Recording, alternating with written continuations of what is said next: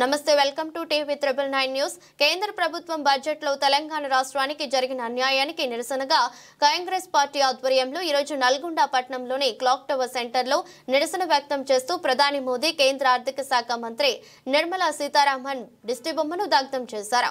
నల్ల బ్యాడ్జీలు ధరించి కేంద్ర ప్రభుత్వానికి వ్యతిరేకంగా పెద్ద ఎత్తున నినాదాలు చేశారు. కార్యక్రమంలో డీసీసీ అధ్యక్షుడు కేతావత్ శంకర్ నాయక్, పట్న కాంగ్రెస్ పార్టీ అధ్యక్షుడు గుమ్మల మోహన్ రెడ్డి, పలువురు మాజీ ప్రజాప్రతినిధులు, కాంగ్రెస్ పార్టీ నాయకులు, పార్టీ అనుబంధ సంఘాల నాయకులు, కార్యకర్తలు పాల్గొన్నారు.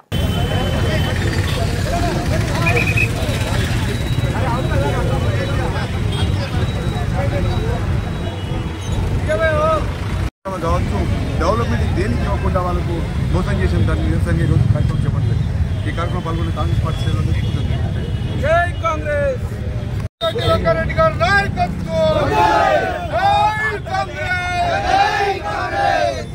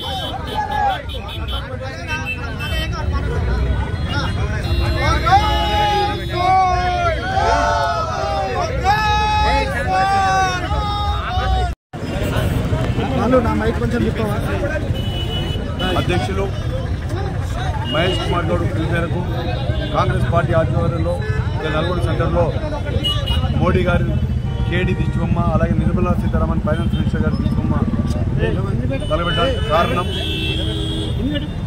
తెలంగాణ నుండి 26,000 కోట్ల పన్నులు తీసుకొని తెలంగాణకి ఇచ్చింది గుండు సున్నా.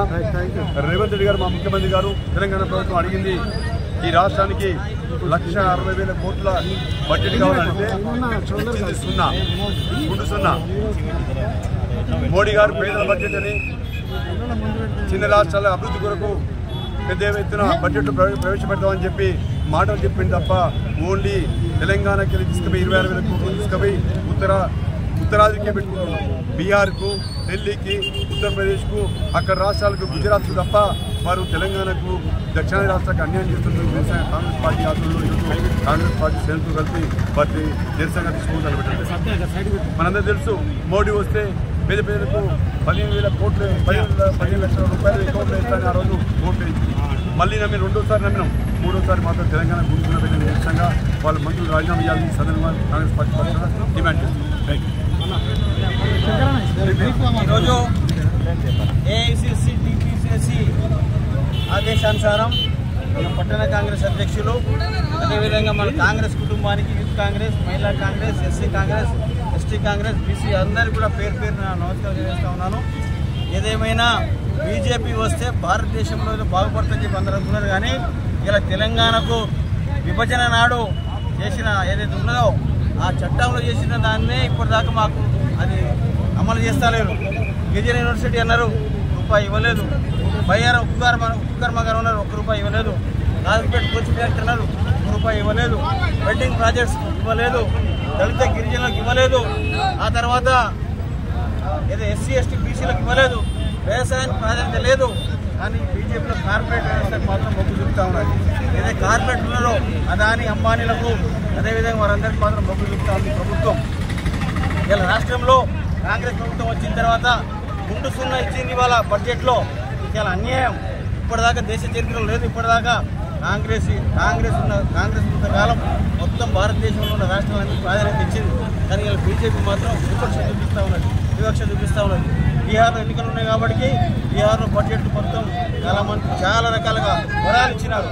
కానీ ఇవాళ కాంగ్రెస్ పార్టీగా ఉంది కాబట్టి కాంగ్రెస్ పార్టీ రాష్ట్రంలో ఉన్న పాలన ఏది ఉన్నదో కాంగ్రెస్ పాలన ఉన్నదో వాళ్ళందరినీ కూడా గుండు సున్నా చూపించారు. కాబట్టి ఇలా కేంద్రం మీద విపక్ష చూపిస్తూ ఉన్నారు.